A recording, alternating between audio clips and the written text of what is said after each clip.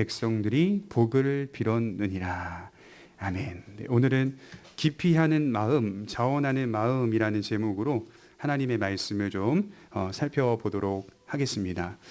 가끔 지나가다 보면 예쁘게 지어진 교회 건축물을 제가 본 적이 많이 있고, 이번에도 며칠 전에 계양구 작전동에 갔더니 어느 동대에 들어가 보니까 아주 예쁘고 특이하게 지어진 교회당을 제가 보았습니다. 그 교회는 사실은 잘 알려지지 않은 교회 같았어요. 그래서 이처럼 우리나라에 있는 알게 모르게 아름답게 지어진 교회 건물들이 생각보다 많이 있습니다. 그 중에서 알려진 교회 건물도 있지만 또 알려지지 않은 교회 건축물도 있습니다. 그런 곳을 볼 때면 개인적으로 목사로서, 목회를 하는 자로서 우리 교회 또한 그런 날이 왔으면 좋겠다. 이렇게 정해진 장소에 우리 성도들만 고유하게 사용될 수 있는 공간과 건물이 있었으면 좋겠다라는 그런 마음은 항상 있습니다. 그런 생각을 할 때쯤에 주위에서 생각하게 되는 것은, 사실은 가장 중요한 것은 잘 건축된 교회당이 아니라 그곳에서 신앙생활을 하는 사람들이 과연 어떤 사람들인가. 그래서 우리가 이 가장 중요한 본질을 놓쳐서는 안 되죠. 그래서 진정한 의미의 교회는 잘 건축된 교회당보다는 사람들이다라고 하는 사실을 다시 한번 유념해 보셔야 합니다. 아무리 크고 아름답고 튼튼한 교회당을 세웠다 하더라도 소속된 사람들이 바른 믿음 위에 서 있지 않다면 그건 사실 아무 유익이 없는 건물이 되는 것이죠. 유럽에 가보면 정말 예쁘게 잘 지어진 수많은 성당과 교회당을 볼 수가 있습니다. 하지만 그곳을 다니고 있는 사람들의 믿음이 성경적인 믿음은 아니라는 것이죠. 그렇기 때문에 수많은 교회당은 텅텅 비게 되었고, 심지어 그곳을 술집이나 클럽으로 활용하기도 한다는 것이죠. 제일 중요한 것은 사람이다라고 제가 말씀을 드리는 겁니다. 느헤미야서의 말씀대로 표현하자면 교회당이 그저 숫자를 채우는 사람들로 북적거리는 것이 아니라 거룩한 백성들로 북적거려야 한다라고 하는 사실이 느헤미야서의 핵심입니다. 이것이 우리의 믿음의 목표이고 방향입니다. 왜냐하면 하나님께서 그것을 가장 기뻐하시고 원하시기 때문일 것입니다. 그래서 철로역정을 전 책으로도 보고 애니메이션으로도 보고 영화로도 봤는데요. 이제 애니메이션으로 보니까 마지막 장면에 철로역정에 거룩한 성 예루살렘이 나오는데, 그 거룩한 성 예루살렘에 크리스찬이 딱 도달하니까 그 한정된 건물과 한정된 성읍 안에 사람들이 막 북적거리고 있는 장면으로 끝이 나거든요. 근데 그 좁은 공간처럼 보이는 그 성 안에, 거룩한 성 예루살렘 안에 하얀 옷을 입고 있는 거룩한 사람들이 서로 북적거리고 있는 거예요. 그 북적거림은 좋은 의미에서의 북적거림. 여기저기서 소리가 들리면서 이제 자막이 뜨고 이제 애니메이션이 막을 내리는. 그래서 그 장면이 아직도 잊혀지지가 않아요. 하나님의 백성들이 함께 거룩한 성 예루살렘에 모여서 북적거리며 사랑을 나누는 거거든요. 교제하며 이야기하며 잘 왔다, 고생했다, 그동안 이 인생 가운데 얼마나 힘들었는가 함께 부둥켜 안고 위로해 주는 장면이 지금도 제 가슴을 칩니다. 오늘 본문이 기록된 구약시대를 생각해 보면 성전을 짓는 것이나 성벽을 재건하는 것, 그리고 예루살렘 성을 건축하는 것은 정말로 중요한 부분이었어요. 하나님은 어디에나 계시고 어디서나 역사하지만 구약 이스라엘 시대에는 스스로 예루살렘 성전에 임재하셔서, 마치 구약 성경을 보게 되면 성전 신학이라고 우리가 배우잖아요. 성전 신학. 하나님이 스스로 자신을 어디다가 국한시켜 놓는 거. 그 국한시켰던 게 무슨 말이죠? 자신을 예루살렘 성전 안에 제한을 시켜 놓는 것처럼. 그리하여 그곳에 온 하나님의 백성들에게만 하나님이 임재를 보여주시고 하나님이 말씀하시는 장면으로 구약시대에 기록이 돼 있죠. 거기서 하나님의 백성들을 만나시는 것을 볼 수가 있습니다. 그러니 구약시대는 성전을 짓는다는 것이 참으로 중요한 주제였다는 것을 발견하게 되죠. 하지만 구약도 신약과 마찬가지로 가장 많이 강조하는 것이 뭐냐면 바로 사람입니다. 하나님의 백성들이 거룩한 백성으로서 자격을 갖추고 있는가라는 점을 가장 많이 강조하는 게 신구약 성경입니다. 물론 여기서 자격이라고 할 때에는 근본적으로 모든 사람들이 하나님 앞에 누구도 자격은 없습니다. 우리가 하나님의 백성이 될 만한 자격이나 능력이나 조건은 분명히 여기 누구도 없을 겁니다. 그럼에도 불구하고 거룩한 백성으로서의 자격을 성경이 계속 우리에게 요구하고 있다는 것이죠. 이것은 믿음을 말하는 겁니다. 믿음을 가진 백성들이 있는가? 비록 넘어지고 부서지는 연약한 존재들이지만 오직 믿음 안에서 하나님의 은혜를 바라고 하나님과 맺은 언약을 지키고자 하는 다짐을 가진 거룩한 백성이 있는가. 그래서 우리가 돌아보건대 9장과 10장을 자세히 읽어보면 그 말미에 언약을 갱신하고 임봉하여, 임봉이 뭐라 그랬죠? 서명날인이라고 했죠. 그리고 나서 견고한 언약을 세웠다. 9장 38절에 그렇게 말하고 있죠. 서명날인하여서 저주로 맹세하고 다짐하며 결단하는 내용이 9장과 10장에 자세히 기록되어 있어요. 그리고 그런 맥락에서 오늘 11장이 이어지고 있는 겁니다. 우리가 다 그런 믿음으로 서겠습니다. 우리 입장에서의 신실한 믿음이라고 볼 수가 있다는 것이죠. 여러분, 우리는 여전히 넘어지지만 그럼에도 하나님의 긍휼이 믿음의 토대가 되어, 그러니까 믿음의 토대가 뭐죠? 하나님의 긍휼입니다. 무조건. 믿음의 토대는 나의 열심보다는 하나님의 긍휼이 믿음의 토대가 되어 내가 넘어질 때 다시 일어나 그의 율법을 주야로 묵상하고 그 율법을 준행하는 삶을 사는 자가 바로 진짜 믿음이 있는 자다라고 말씀을 하는 거죠. 이처럼 하나님의 최종적인 목적은 거룩한 백성들을 세워가고 회복해 가는 것이다 라고 말씀을 드릴 수 있죠. 자, 오늘 본문을 보시면 지금 이스라엘 백성들은 무너진 성전을 완공했고 느헤미야를 중심으로 하여서 며칠 만에 이 거대한 예루살렘 성벽을 재건했다고 했습니까? 모르시죠? 52일 만에 신속하게 이 성벽을 재건하였다. 이렇게 이제 기록을 하고 있죠. 참으로 기쁜 일이고 감사한 일입니다. 하지만 그렇다고 해서 하나님이 보시기에 아름다운 상태가 된 것은 아니다라고 말씀을 하는 것이죠. 성전이나 성벽은 반드시 필요한 것이고 다시 재건되어야 하는 것은 맞지만 진짜 하나님의 목적은 이 예루살렘 성이 거룩한 자손으로 채워져야 한다라고 하는 것입니다. 우리가 살피는 11장을 자세히 읽어보면 오늘 1절을 보시면 또 18절에 보시면 예루살렘 성을 가리켜 뭐라고 말합니까? 거룩한 성이라고 지칭하고 있습니다. 거룩한 성 예루살렘 이렇게 표현되어 있고요. 18절에도 동일하게 거룩한 성에라는 표현이 나와요. 이쯤에서 왜 이러한 표현이 나온 것일까요? 에스라서에서 우리는 성전을 다시 재건하는 에스라의 모습을 보았죠. 그리고 느헤미야서에서는 성벽을 재건하는 느헤미야의 모습을 보았습니다. 물론 수룹바벨부터 시작해서 지금 느헤미야까지 온 전체적인 그림을 대략적으로 좀 그릴 필요가 있어요. 성전이 다시 완공되었고 성벽이 재건되었습니다. 그러나 이것 때문에 거룩한 성 예루살렘이라고 부르는 것은 아니라는 거예요. 부분적으로는 맞아요. 거룩한 성 예루살렘이 성전도 필요하죠. 예루살렘 성도 필요하죠. 성벽도 필요합니다. 그러나 제일 중요한 건 그 안에 거룩한 백성들이 존재해야만 한다라고 하는 사실인 것이죠. 이제 남은 과제는 뭐가 남았습니까? 거룩한 자손들로 채워져야 한다는 과제가 남아 있는 겁니다. 그래서 에스라서부터 돌이켜보면 하나님은 바사에서 고통받던 그의 백성들을 예루살렘 땅으로 돌려보내시는데, 그리고 명령하죠. 누가 명령합니까? 페르시아 왕 고레스가 명령을 하는데 뭐라고 말하냐면 너희는 가서 여호와의 전을 건축하라. 마치 하나님의 말씀처럼. 이방 왕 고레스가 이사야에서는 그는 나의 목자다 이렇게 말하고 있는 계시의 말씀이 나오는 것처럼 마치 고레스가 하나님의 계시를 받아 하나님의 음성으로서 이스라엘 백성들에게 명령하는데 너희는 가서 여호와의 전을 건축하라.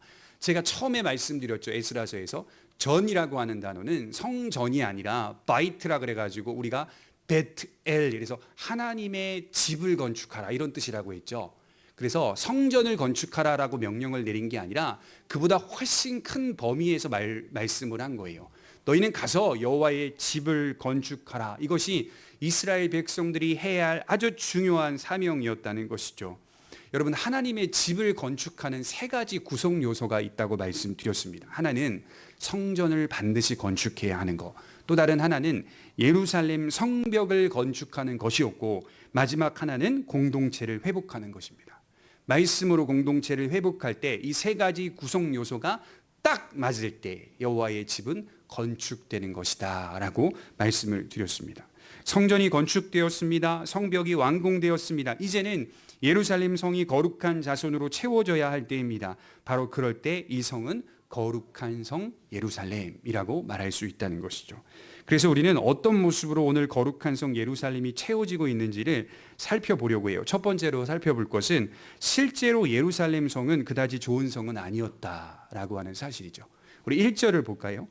백성의 지도자들은 예루살렘에 거주하였고 그 남은 백성은 제비 뽑아서 10분의 1은 거룩한 성 예루살렘에서 거주하게 하고 그 10분의 9는 다른 성읍에 거주하게 하였으며 예루살렘에 거주하기를 자원하는 모든 자를 위하여 백성들이 복을 빌었느니라.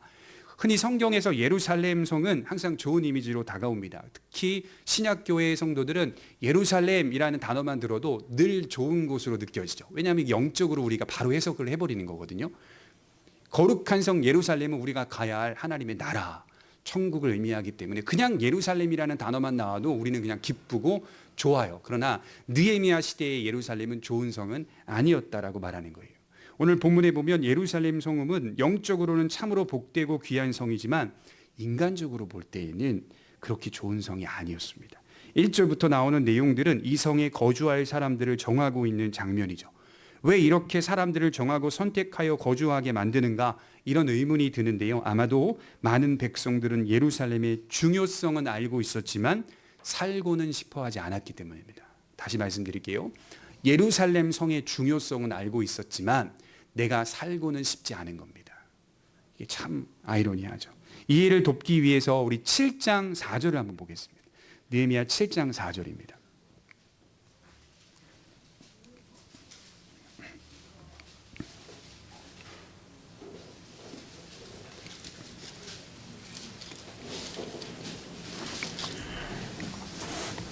우리 같이 한번 읽어보겠습니다. 7장 4절입니다. 시작. 그 성읍은 광대하고 그 주민은 적으며 가옥은 미처 건축하지 못하였음이니라. 여기서 그 성읍은 어떤 성읍을 말합니까? 예루살렘 성읍을 가리키는 거예요. 상태가 이렇다는 거예요. 예루살렘은 인구가 없어요. 주민이 적었고 가옥은 아직 미처 건축되지 못한 상태. 다시 말해 성전과 성벽만 재건된 상태이고요. 가보면 황량한 상태였다라고 하는 것이죠. 그러니까 온 백성들이 전심을 다하여 건축한 것은 자기들이 살 집이 아니라 성전과 성벽이었다라고 하는 것을 가리키고 있어요. 그래서 오늘 우리는 예루살렘 성을 잘 세워진 수도와 같은 도시로 이해해서는 안 됩니다. 그래서 이제 원문에 보니까 이르 카도시, 또 영어로 보니까 The Holy City, 거룩한 도시다 이렇게 표현하니까 마치 이것이 이미 잘 완공된, 잘 만들어진, 인프라가 잘 형성된 도시처럼 이해합니다만 황무지였다. 성전과 성벽만 있을 뿐. 한국의 수도 서울은 상당히 잘 세워진 도시이죠. 하지만 지금 예루살렘은 이제 시작하는 도시입니다. 텅 빈 공간과 황량한 성이었습니다. 그래서 많은 사람들은 이곳을 기피하였다라고 말하고 있어요. 그런 분위기가 이스라엘 땅 안에 여전히 존재하고 있었습니다. 기피하는 분위기. 왜냐하면 내가 거기서 살면 불편하기 때문이에요. 이곳에 거주하는 것은 고난의 삶에 뛰어들어가는 것과 같은 것이었습니다. 오히려요, 지방에 사는 것이 훨씬 나았다고 해요. 이미 가옥은 건축된 지역들이 많았고요. 농경도 잘 경작되고 있는 상태였다라고 합니다. 그러니 중요성은 알고 있었지만 막상 살라고 하니까 살고 싶지는 않은 겁니다. 우리 중에 불편한 것을 또는 고통스러운 것을 좋아하는 사람이 있습니까? 누구도 불편하고 고통스러운 삶을 원하지 않습니다. 여러분, 제가 지금 사는 아파트 단지가 이제 공공 아파트 단지인데 제가 처음에 입주하게 되었을 때 이 동네는 이제 텅 빈 공간이었어요. 주변에는 아무것도 없었고 마트도 없었고 편의점도 없었습니다. 심지어 버스 정류장도 없었습니다. 아주 어두웠어요. 관리사무소도요, 직원이 아직 뽑혀지지가 않은 상태였기 때문에요, 소장님도 없는 상태였어요. 몇 명만 상주하고 있는. 그때가 겨울이었는데 제가 제일 먼저 들어가세요. 윗집, 아랫집, 옆집이 다 우리 동 전체가 거의 들어오기 전이었습니다. 추워서 아무리 보일러를 틀어도 따뜻해지지가 않는 거예요. 난방비만 계속 나오는 거죠. 그래서 얼마간 제가 고생을 많이 했습니다. 한 달이 좀 지나고 두 달쯤 넘어가면서 시간이 지나면서 아파트 단지가 조금씩 관리되고 조성되었고 사람들도 이제 입주하게 되었고 주변에 편의점도 생기고 마트도 생기면서 이제 버스 정류장도 새로 생겼습니다. 그러면서 살아있는 도시, 살아있는 단지가 되었다, 이 말씀을 드리는 거예요. 그때 제가 회상을 해보면, 말씀을 준비하면서 LH 직원이 저한테 뭐라고 말하냐면, 사장님 너무 일찍 들어가지 마세요, 이 말이 지금도 떠올라요. 그 이유가 있었던 거예요. 들어가 보니까 이것은 근본적으로 우리의 성향은 안락하고 편안한 것을 추구하기 때문이다 라고 말씀을 드리는 거예요. 불편한 거 원하지 않습니다. 하지만 성경은 항상 반대로 가르치죠. 불편하고 어려운 형편이라도 하나님과 동행하는 삶, 또는 하나님이 그것을 원하시는 삶이라면 그 길, 그곳은 가장 거룩한 장소가 될 수 있다는 겁니다.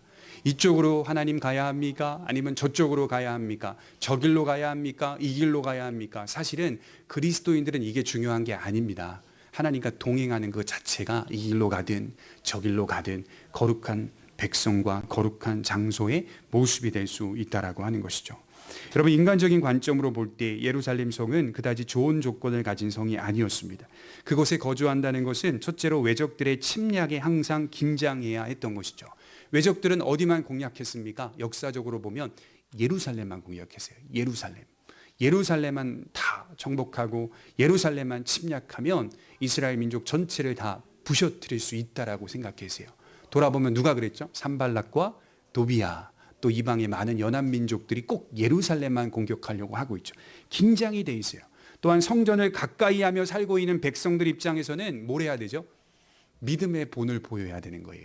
다른 지방의 사람들보다 항상 긴장하면서 신앙적 본을 보여야 하는 대표적인 사람이라는 것을 볼 수가 있습니다. 그렇죠? 저도 교회와 가까이 하는 사람으로서 보면 그래도 교우들보다는 긴장을 더 많이 하게 되겠죠. 가까이 있으니까요. 그러니까 늘 언제나 긴장과 부담이 돼 있는 자리. 저는 교회 공동체가 이와 같다고 생각해요.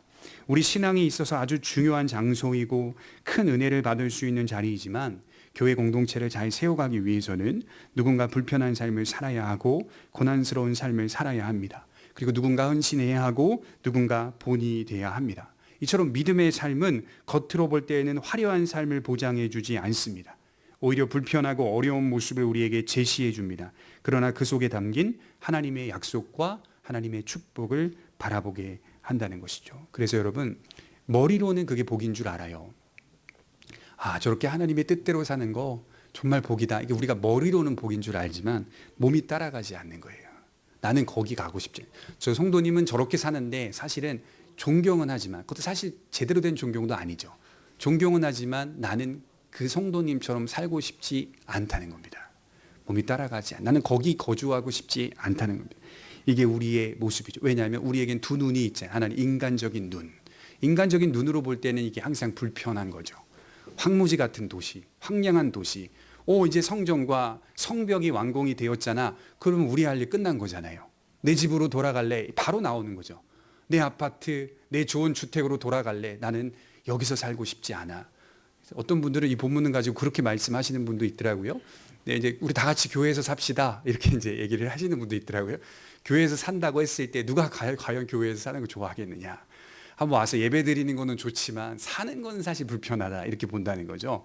제일 좋아할 사람이 누구겠냐라고 하시더라고요. 목사만 제일 좋아할 거다. 이렇게 생각을 하신다는 거죠.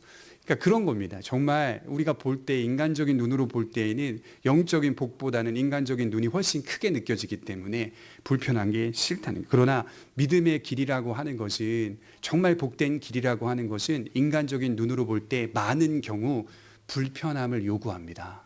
우리에게 불편함을 요구합니다. 그 불편함을 넘어설 수 있느냐 없느냐, 우리에게 화려한 삶을 보장해 주지 않는 게 믿음의 길입니다. 그러니까 내가 똑바로 가고 있다는 걸 어떻게 판단하냐면, 나는 지금 화려한 삶을 계속 추구하고 있는가? 믿음의 길이 아닌 거예요. 그러나 화려한 삶이 아니더라도 그 불편함을 감수하고 믿음으로 한 발 한 발 내딛고 있는가? 주와 같이 길 가는 것이라는 찬송처럼 늘 동행하며 살고 있는가? 그게 진짜 어디로 가든지 복된 길을 걷고 있다는 증거이라고 하는 것이죠. 자, 두 번째로 살펴볼 것은 예루살렘 성에 거주할 사람들을 지금 정하고 있습니다. 다시 1절과 2절에 보시면, 백성들의 지도자들은 예루살렘에 거주하였고 그 남은 백성은 제비 뽑아 10분의 1은 거룩한 성 예루살렘에서 거주하게 하고 그 10분의 9는 다른 성읍에 거주하게 하였으며 예루살렘에 거주하기를 자원하는 모든 자들을 위하여 백성들이 복을 빌었느니라. 먼저 백성들의 지도자들이 당연직이었다. 그들은요, 제비 뽑히지 않아요. 그들은 당연직이었습니다. 그들은 선택권이 없이 예루살렘 성에 거주해야 할 사람들이었다는 것이죠. 그래서 여러분, 그만큼 지도자들의 헌신이 먼저 필요하다라고 하는 것이겠죠. 그리고 나서 제비 뽑기를 통해 사람들이 정해지고 있습니다. 아시다시피 제비 뽑기는 구약에서 하나님의 뜻을 알리는 데 사용되었던 제도이고 질서였습니다. 백성들은 제비 뽑기를 통해 하나님의 뜻을 알았고 받아들였습니다. 하나님께서는 구약시대의 제비뽑기를 통하여 정확하게 그의 뜻을 알려주셨다라고 했습니다. 백성들 가운데 10분의 1이 뽑혔다라고 기록을 하고 있어요. 그리고 10분의 9는 다른 성읍에 거주하게 되었다라고 말씀을 합니다. 여기서 우리는 뽑힌 10분의 1이 어떤 자세와 마음이었는지를 생각해 봐야 합니다. 여러분, 뽑혔다는 것은 갑작스러운 일입니다. 그러나 성경은 뭐라고 덧붙이고 있냐면 2절 하반절에 자원하는 모든 자라고 덧붙이고 있어요. 거주하기를 자원하는 모든 자라고 덧붙이고 있어요. 이것은 뽑힌 10분의 1의 마음을 나타내주고 있는 말씀입니다. 그들은 뽑혔지만 억지로라고 생각하기보다는 이미 자원하는 마음을 갖고 있었던, 하나님의 뜻 가운데 수용하고자 하는 마음을 갖고 있었던 하나님의 백성들이었다는 것입니다. 자원하는 모든 자라는 히브리어를 보니까 주로 제물을 바칠 때 사용되는 단어라고 합니다. 그러니까 그들이 하나님 앞에서 제물로 살아가는 것을 의미합니다. 하나님께 자신의 삶을 헌신한 것입니다. 이 본문이 상당히 흥미롭게 말씀하시는 학자도 있더라고요. 일종의 11조를 드린 것과 마찬가지다, 이렇게 해석을 하더라고요. 맞습니다. 그들은 백성들을 대표하여 11조가 된 거예요. 그들 마음속에 무엇이 있었습니까?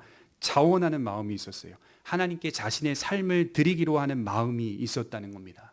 제비 뽑힌 자들은 억지로 예루살렘 성에 살지 않았습니다. 그들은 뽑힐 뿐만이 아니라 자원하고 있습니다. 바른 믿음은 어떤 믿음인가? 돌아볼 때 자원하는 마음이 있는가?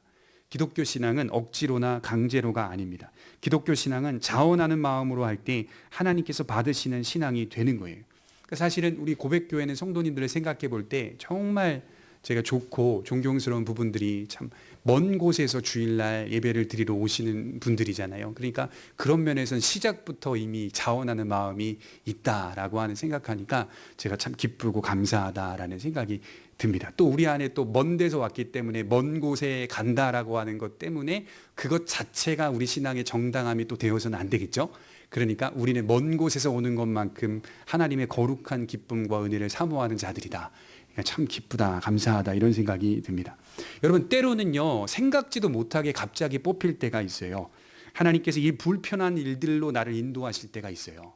나는 그거 원하지 않았고 생각지도 않았는데 하나님이 나를 그 길로 인도하시고 그 길로 불러가실 때가 있어요. 그러나 정말 하나님의 백성들은 기도하며 다시 생각해 볼 때 하나님께서 나를 사용하여 주신다는 것만으로 좋다, 기쁘다, 그렇게 받아들이게 된다는 거예요. 그리고 할 수만 있다면 나를 사용해 주시기를 바라야 한다는 것입니다. 그래서 불평보다 불만보다 나를 사용하시는 하나님께 감사와 찬송을 드려야 하는 것이죠. 이사야서 6장 8절에 보면 내가 또 주의 목소리를 들은즉 이르시되 내가 누구를 보내며 누가 우리를 위하여 갈고 그때 내가 가로되 내가 여기 있나이다 나를 보내소서. 이사야가 하나님의 계시를 통하여 유다 땅에 전파된 하나님의 말씀, 환상을 통하여서든 계시를 통하여서든 그 모든 예언의 말씀들을 다 보게 된 것이죠. 그때 하나님께서 말씀하시기는 누가 우리를 위하여 갈고 라고 할 때 이사야가 스스로 자원하는 심령으로 내가 여기 있나이다 나를 보내소서. 사실 이사야가 가는 길은 불보듯 뻔합니다. 고난의 길이었습니다. 엄청난 고난을 당했잖아요. 굉장히 사람들이 싫어하고 반대하는 그 길을 내가 여기 있나이다 나를 보내소서. 왜 그랬습니까? 하나님의 영광을 보았기 때문에. 하나님이 보이시는 하나님의 현현과 영광이 아름답고 위대하다는 사실을 이사야가 보았기 때문에 그것을 이제 마음에 새기고 자원하는 심령으로 자신을 보내달라라고 하는 것이죠. 제가 대학원 다닐 때 체프 시간에 교수님이 예배를 드리는데 지금도 이 장면, 이 본문을 가지고 설교했던 기억이 잠깐 이렇게 기억이 나는데 그때 이 본문을 가지고 주제가 뭐였냐면 누가 우리를 위하여 가지 말고 너무 웃겼어요. 제가 누가 우리를 위하여 가지 말고, 그러니까 이제 목사님 되시는 분들 앞에서 가지 말라는 거예요. 아닌 사람들은 아니다 이 얘기를 하시는 거예요. 그러면서 첫째는 이런 사람은 가지 말고, 둘째는 이런 사람은 가지 말고, 세 번째는 이런 사람은 가지 말고. 근데 그게 다 맞는 말이에요. 그래서 굉장히 많이 회개했어요. 우리 전사님들이. 누가 우리를 위하여 가지 말고, 정말 맞는 말이에요. 가면 안 되는 사람들이 있잖아요. 정말 그렇습니다. 가지 않는 것도 자원하는 심령으로 가지 않는 것, 주의 몸된 교회를 위해서 바람직한 일입니다. 가지 말아야 될 사람이 가기 때문에 교회가 엄청나게 많은 어려움이 있다라고 하는 것이죠. 여러분, 우리를 들어 사용하신다는 것은 인간적으로 볼 때에는 참 불편하고 고난스러운 일입니다. 하지만 영광의 관점으로 볼 때에는 하나님께서 나를 사용하신다는 것은 장차 있을 빛나는 영광이 나를 기다리고 있다는 것이죠. 디모데후서 4장 7절의 말씀처럼 이 바울과 같은 고백을 우리가 좀 할 수 있어야 된다라고 생각이 들어요. 나는 선한 싸움을 싸우고 나의 달려갈 길을 마치고 믿음을 지켰으니 이제 후로는 나를 위하여 의의 면류관이 예비되었으므로 주 곧 의로우신 재판장이 그날에 내게 주실 것이며 내게만 아니라 주의 나타나심을 사모하는 모든 자에게도니라. 바울은요, 마지막 장면에 유언을 하면서 자신은 하나님의 상급이 있을 것이다, 면류관이 있을 것이다 라고 확신하고 있죠. 근데 이 확신의 근거가 뭐냐면 자기가 그동안 수많은 교회를 세웠어, 이 얘기를 하는 게 아니라 믿음을 지켰으니, 이 말을 하는 겁니다. 굉장히 종합적이고 총괄하며 말하고 있죠. 우리도 이 고백을 할 수 있다는. 그래서 내게만 아니라 주의 나타나심을 사모하는 모든 자에게도니라. 진짜 어려운 게 뭐냐면 믿음을 지키는 겁니다. 교회가 없는 도시에 교회를 세우는 것보다 더 어려운 게 뭐냐면 여러분들 안에 있는 믿음을 지켜내는 겁니다. 믿음을 지키면 하나님이 여러분들에게 면류관을 주신다라고 하는 이 고백이 분명히 있어야 하는 겁니다.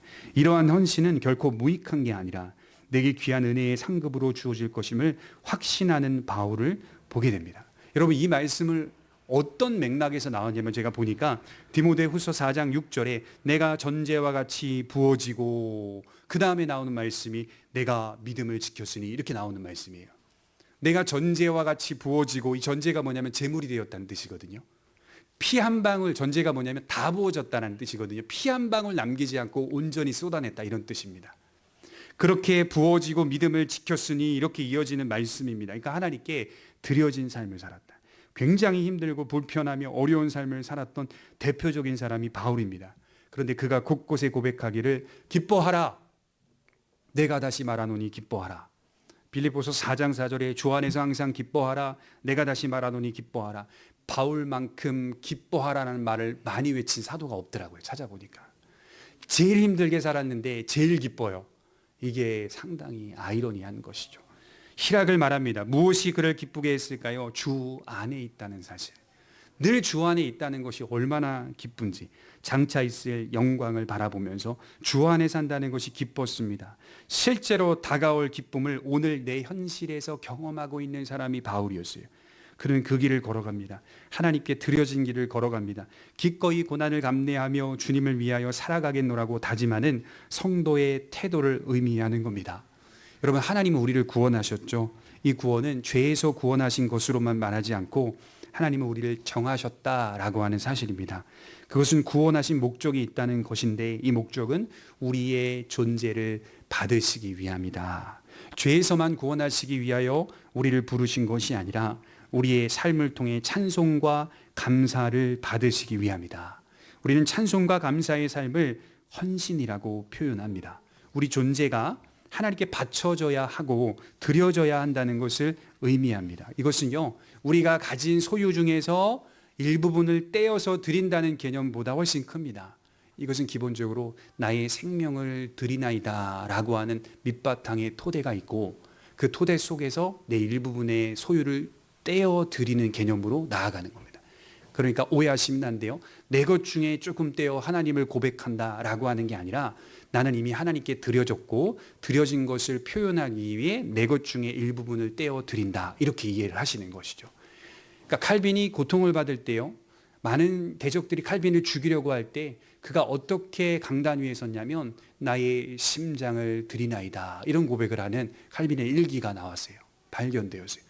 내 생명을 하나님께 드리나이다 하고 하면서 강단에서 하나님의 말씀을 계속해서 온전히 전파했습니다. 로마서 12장 1절에 보면 너희 몸을 하나님이 기뻐하시는 거룩한 산 제물로 드리라.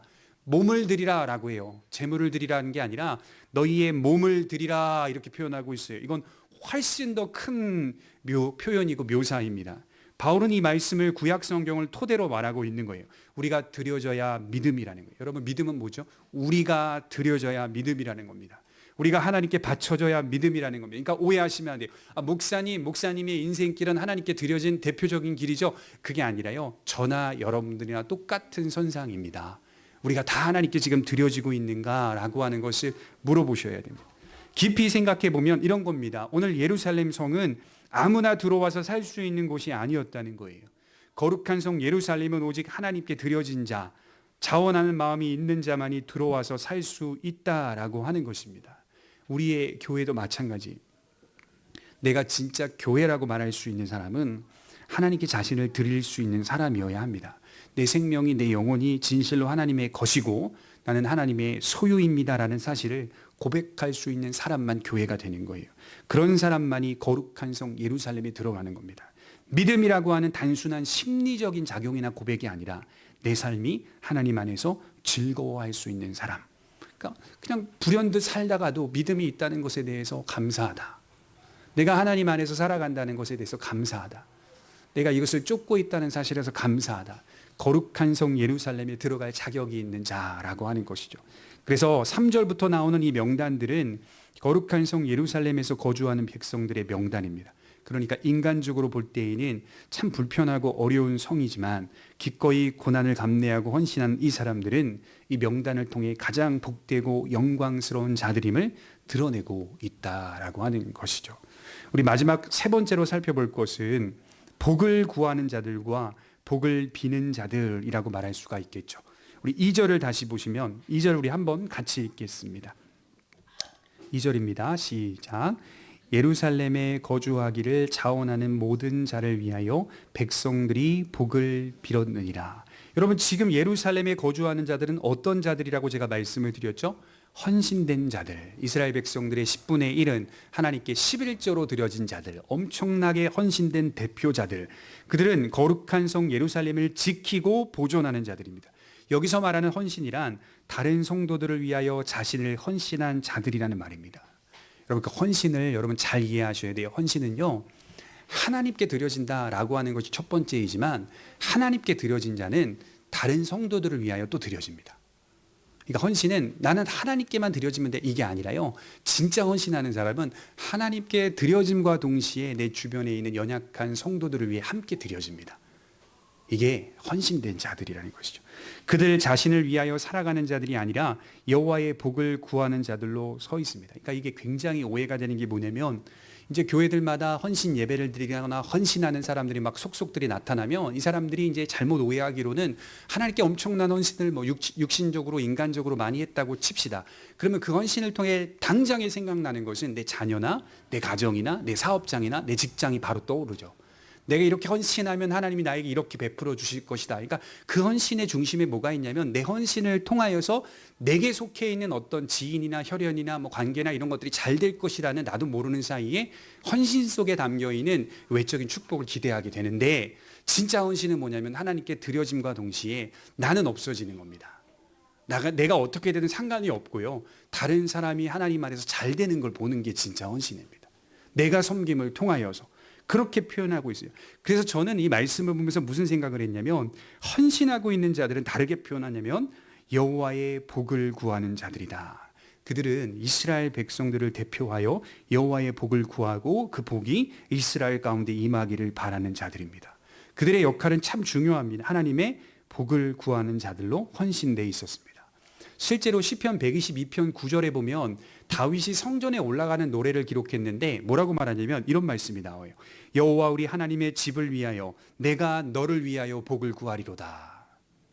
다윗이 성전에 올라갑니다. 제사드리러, 예배드리러 올라가는데 왜 올라가요? 목적이 뭐냐면 여호와 하나님의 복을 위하여 내가 너를 위하여 구하리로다, 이렇게 말하고 있어요. 이게 진짜 헌신을 하고 있는 왕의 모습입니다. 다윗은 예루살렘 성전에 올라가는 노래를 부르는데 이게 자기 자신을 위해 올라간다고 말하지 않고 내가 너를 위하여 복을 구하리로다. 예루살렘에 거하는 자들의 목표는 하나입니다. 내가 너를 위하여. 여호와의 복이 이스라엘 가운데 임하는 거예요. 참된 평안이 그의 백성들에게 있게 되는 겁니다. 그러니까 여러분 한 사람들이 하나님 앞에 헌신될 때 정말 어려운 마음이 있는 성도를 만나서, 또는 시험에 든 성도를 만나서, 또는 믿음에서 떠난 사람을 만나서 그곳에서 만나가지고 함께 이야기 나누고 말씀을 나눌 때 그 사람이 나의 위로와 또 내 권면을 들으며 주께로 돌아오고 또 내 말 한마디를 통하여 평안을 얻을 수 있다면 여러분들 지금 헌신하고 있는 거예요. 헌신하고 있는 거예요.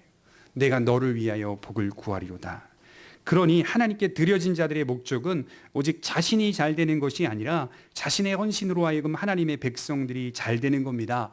저들이 믿음 안에서 행복해지는 것, 저 사람 좀 행복해졌으면 좋겠다, 이런 마음이 우리에게 있어야 된다는 거예요. 그것이 다윗에게 또 오늘 예루살렘에 거주하는 사람들의 기쁨이라는 거예요.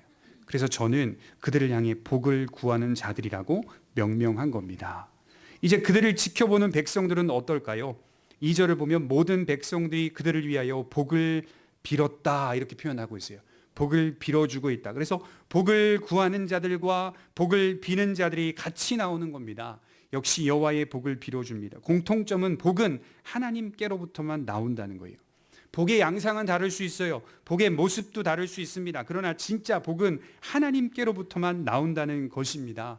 예루살렘 성에서 살아갈 사람들을 지켜달라고 복을 빌고 있어요. 그러니까 자기들은 이제 지방에 가서 살겠죠. 잘 지어진 가옥에 가서 살겠죠. 농사도 잘 짓고 있는 상태에서 다시 돌아가 사는 거니까 황무지에 들어가는 유다와 베냐민 지파의 대다수의 사람들을 보면서 하나님, 저들이 잘 되게 해달라고 기도하는 겁니다. 저들을 지켜달라고 기도하는 겁니다. 복을 빌고 있어요. 그들을 인도해달라고 복을 빌고 있습니다. 그러니까 복을 구하고 있는 자와 복을 빌고 있는 자가 서로를 위하고 있다. 그걸 복격하고 있는 거예요. 서로를 위하고 있다. 이것이 바로 서로 사랑하라는 예수님의 말씀입니다. 우리의 교회 가운데서 여호와의 복을 구하는 역할을 하는 자가 있습니다. 분명히 있습니다. 우리도 역사를 살아내면서 고백교회 안에서도 여호와의 복을 구하는 자의 역할을 하는 사람이 있을 겁니다. 그러면 그 외에 다른 사람들은 어떻게 해야 됩니까? 여호와의 복을 구하는 사람을 보면서 저 사람 그냥 우리한테 늘 헌신하네 라고 하면서 그냥 섬김을 받는 게 아니라 그 사람을 위해 복을 빌어주는 거죠. 연약한 성도는 그 헌신된 사람을 보면서 인정하고 복을 빌어주는 겁니다. 연약한 심령이라도 드릴 게 있는 겁니다. 줄 수 있는 게 있는 겁니다. 받기만 해서는 안 된다라고 하는 거예요. 정말 그 헌신된 사람을 높여주고 존경하고 복을 빌어주며 그 사람이 평안하고 잘 되기를 간구해 줘야 한다. 이것이 바로 서로 사랑입니다. 바로 그럴 때 교회가 건강해지고 우리의 믿음은 건강해지는 겁니다. 이제 말씀을 정리하려고 합니다. 여러분, 무엇이 참된 복이라고 생각하십니까? 우리가 주님으로부터 여러 복을 받는 것도 중요한 복이지만 진짜 복은 먼저 내가 주님께 드려져 있는가, 헌신이 복입니다. 내가 주님을 위하여 헌신한다, 내 가정이 주님을 위하여 헌신한다, 드렸다는 것은 결국 나의 신앙의 방향성을 나타내 주고 있다는 것이죠. 우리 마지막으로 히브리서 11장 16절을 한번 찾아보겠습니다. 히브리서 11장 16절입니다.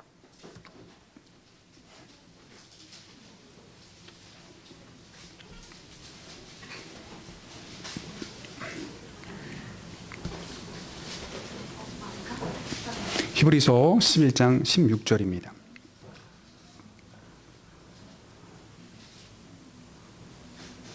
우리 같이 한번 천천히 읽겠습니다. 시작.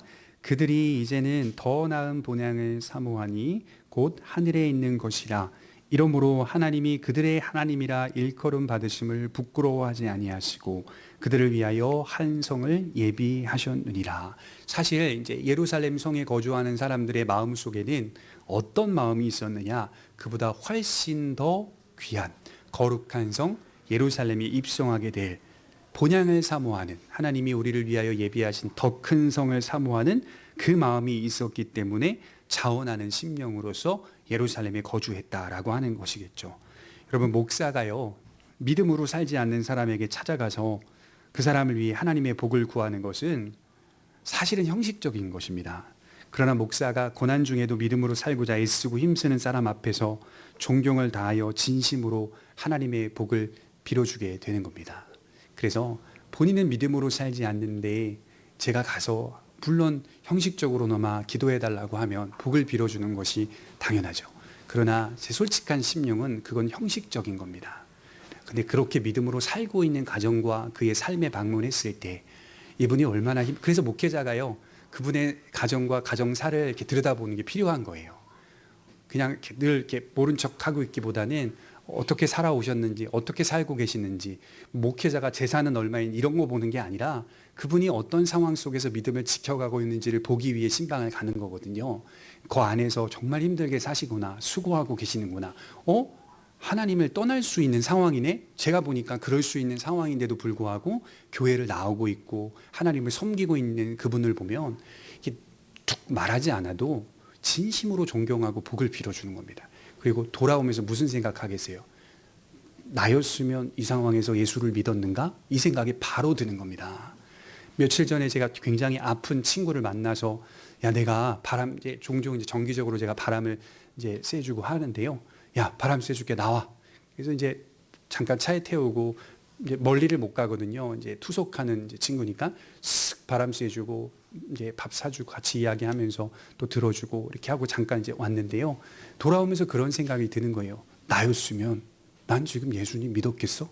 내가 참 죄송하지만 이 친구의 같은 상황이었으면, 그런 생각이 불현듯 들면서 하나님 앞에서 지금의 상황과 모습 속에 믿음으로 선다는 것이 감사하고, 동시에 그렇게 믿음의 고백을 하고 있는 친구를 보면서 진짜 복을 빌어주게 되는 거예요. 하나님, 조속히 이식자가 빨리 나타나게 해주십시오.